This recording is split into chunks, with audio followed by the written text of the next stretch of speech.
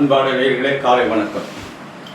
மாதர்மே மதுகைட பக்தி மகிஷ பிராணாபகே கரோத்தியே கேதார் நிர்மித தூம்ரலோச்சனவதே ஹே ஷண்டமுண்டார்த்தனி நிஷேஷிக்கிருத ரத்த பீஜதம்சே நித்ய நிசும்பாபகே சும்பத்வம்சனி சங்கரா துரிதம் துர்கே நமஸ்தே அம்பிகே அருணமணி நிபாங்கம் அக்னிகேசம் கரண்டம் டமருக தராபாசம் கட்டகத்தம் கபாலம் அனல நயன நாகம் ஆசனம் பத்மவீடம் அகில புவனமாதம் ஸ்ரீதளம் மாரிரூபம்.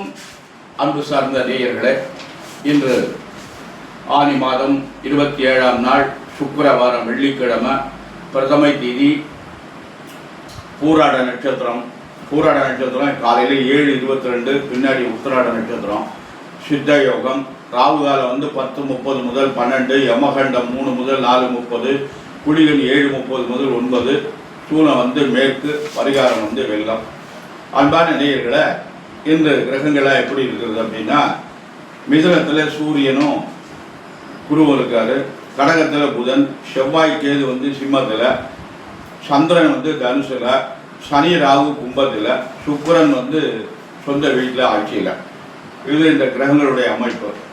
இந்த மேஷ ராசி என்பவர்களுக்கெல்லாம் எப்படி இருக்குதுன்னு பார்த்தா, சனி ராகு 11 இருக்கார், அருமையான இடத்துல இருக்கார். மேஷ ராசிக்கு சனி ராகு நல்ல இடத்துல இருக்காங்க, நல்லது பண்ணும்.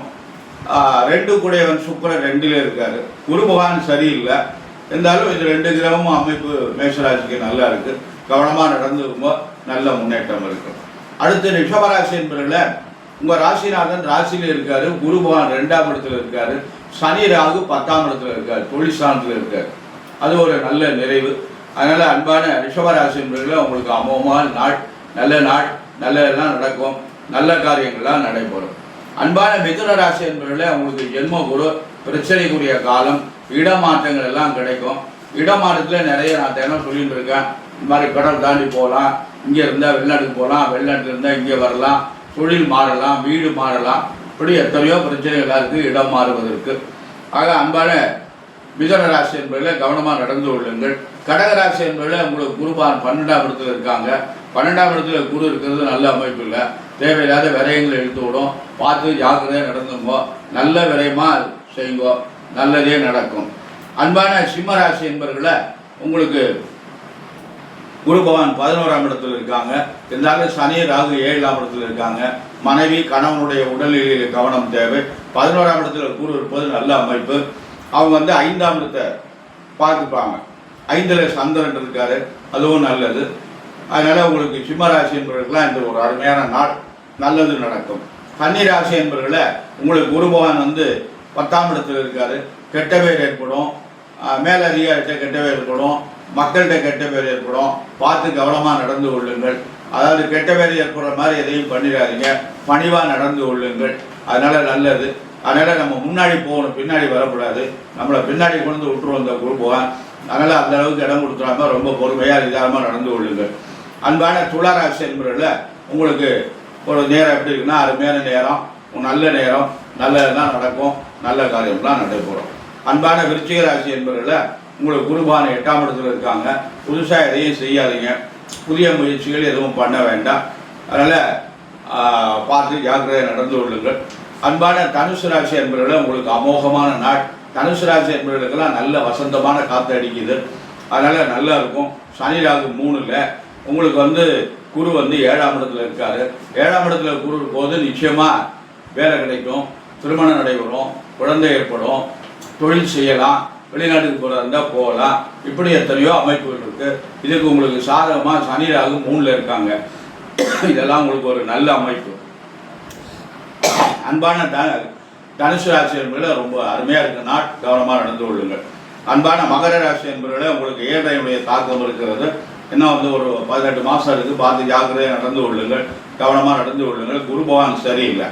அன்பான கும்பராசி என்பதில் உங்களுக்கு குரு பகவான் அமோகமாக இருக்காரு, உங்களுக்கு நல்ல இடத்துல இருக்காரு குரு பகவான். அது உங்களுக்கு நல்ல காரியங்கள் எல்லாம் செய்யும், நல்லதெல்லாம் நடக்கும். 5ஆம் இடத்துல குரு இருக்கிறது பெரிய சிறப்பு. இருந்தாலும் ஜென்ம ராகு ஜென்ம சனி இருக்குது, பார்த்து கவனமாக நடந்து கொள்ளுங்கள். 5ஆம் இடத்துல இருக்க குரு நல்ல காரியத்தை பூரா நடத்தி கொடுப்பார். அவங்களுக்கு என்ன நல்ல காரியம் வேணுமோ அந்த காரியத்தை பூரா நடத்தி கொடுப்பார். அன்பான மீனராசி என்பவர்களே, உங்களுக்கு 7 நடந்துருக்கு. குரு பகவான் உங்களுக்கு சரியா இல்லை. குரு பகவான் வந்து எப்படி இருக்காருன்னா 4ஆம் இடத்துல இருக்காரு. 4ஆம் இடத்துல இருந்தாலும் 10ஆம் இடத்தை பார்க்குறாரு. 10ஆம் இடம் ஜீவனஸ்தானம். அந்த இடத்த கூடு பார்த்தா ஜீவனம் குழப்புக்கு வழி நல்லா இருக்கும். அன்பான மீன ராசி, கும்பராசி, மகர ராசி என்பவர்களை 7டைய தாக்கம் இருக்கிறது. அதனால் சனிக்கிழமை தோறும் விரதமாக இருங்க. சனிக்கிழமை விரதமாக இருந்து சனி பகவானுக்கு எள்ளு தீபம் ஏற்றுங்க. கருப்பு துணியில் எள்ளு பொட்டலம் கட்டி நிறைய எண்ணெய் விட்டு ஏற்றி வைங்க. ஒருத்தர் ஏற்றின விளக்கில் அதை வைக்காதீங்க. அவங்கவுங்க தனித்தனியாக வைங்க. கொஞ்சம் பெரிய அகலாக வாங்கி அது நிறைய எண்ணெய் விட்டு வைங்க. ஒரு அரை மணி நேரமாவது நன்றாக நின்று எரிய வேண்டும். காக்காய்க்கு சாதம் வைங்க, வச்சுட்டு சாப்பிடுங்க. சனி பகவானுக்கு அர்ச்சனை பண்ணுங்க. வன்னி பத்திரம் கிடைச்சுன்னா வன்னி பத்திரம் தான் அர்ச்சனை பண்ணுங்க. அர்ச்சனை பண்ண முடியலையா, கொஞ்சம் புஷ்பம் இருந்ததுன்னா வாங்கி கொண்டு கொடுத்துட்டு அப்படியே நவக்கிறது ஒரு 11 பிரதேசம் வந்துட்டு கோயிலே உட்காந்து கோளறு திருப்பதியும் என்ற அந்த வேயர் தோழி பொங்கல் என்ற கோள திருப்பதியத்தை ஒரு முறை பாராயணம் பண்ணுங்க. அது மாதிரி சாயந்தரம் ஒரு முறை பாராயணம் பண்ணுங்க.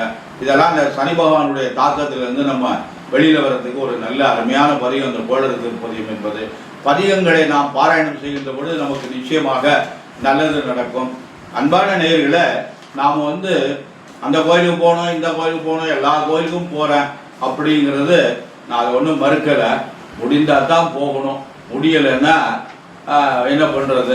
கோயிலுக்கெல்லாம் போக முடியல, சூழல் சரியில்லை நம்மக்கிட்ட. நமக்கு அன்றாட ஜீவன் நடக்கிறதே சிரமமாக இருக்குது. இருக்கிற இடத்துல எந்த சுவாமி இருக்காங்களோ, இப்போ கிராமத்தில் ஒரு அரச மரத்தில் ஒரு பிள்ளையார் இருக்குது. அந்த பிள்ளையாரை கவனிப்பார்ட்டு கிடக்கு. நம்ம என்ன பண்ணலாம்? போகலாம். ஏதோ ஒரு வெள்ளிக்கிழமைக்கு போய் நம்ம யாரையுமே எதிர்பார்க்க வேண்டியதில்லை. நம்மளே போய் கொஞ்சம் நல்ல எண்ணெய் வாங்கிட்டு போய் நல்லா 2 உடம்பு தண்ணி எடுத்து எண்ணெயை ஜாத்தி அபிஷேகம் பண்ணலாம். 2 வாழைப்பழத்தை வச்சு நைவேத்தியம் பண்ணிட்டு வரலாம். 2 அருகம்புல்லை வாங்கி சாப்பிடலாம்.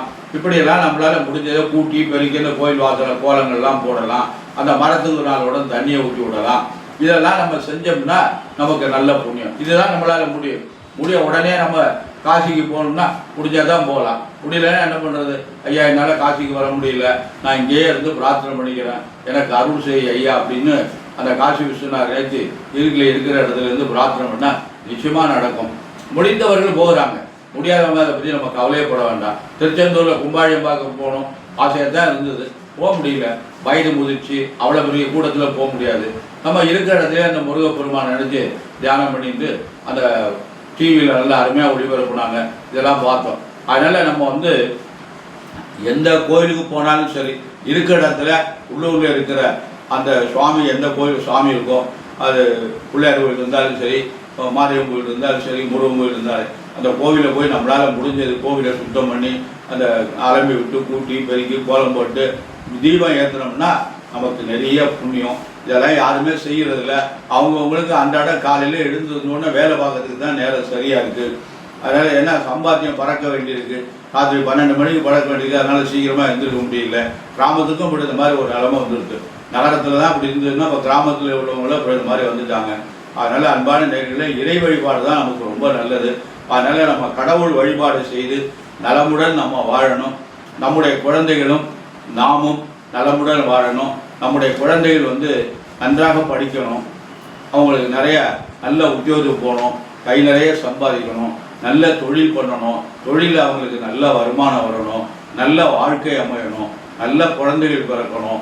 அவங்களுக்கு வந்து எதிர்காலம் வந்து நன்றாக இருக்கணும். அப்படின்னா நம்ம பெற்றோர்கள் வந்து நல்ல ஒரு பூஜையை பண்ணணும், நல்லதை செய்யணும். நம்மளால் முடிஞ்ச நல்லதை பண்ணால் தான் இதெல்லாம் நடக்கும். நம்மளால் முடியலை, நம்ம நல்லது பண்ணலைன்னா நம்முடைய குழந்தைகளுடைய வளர்ச்சி வந்து தடைப்படும். அதாவது ஊழ்வினை பயின்னு சொல்கிறாங்க. நம்ம செஞ்சது பூரா நம்முடைய பேரனுக்கு, தாத்தா செஞ்சது பூரா பேரனுக்கு சொல்லுவாங்க. அதனால் எல்லாருமே ஒரு நாளைக்கு தாத்தா தான். அதனால் எல்லாருமே நம்மளால் முடிஞ்ச வாழ்க்கையில் ஏதாவது ஒரு நல்ல காரியங்களை செய்தால் நம்முடைய சந்ததிகள் நன்றாக வளரும்.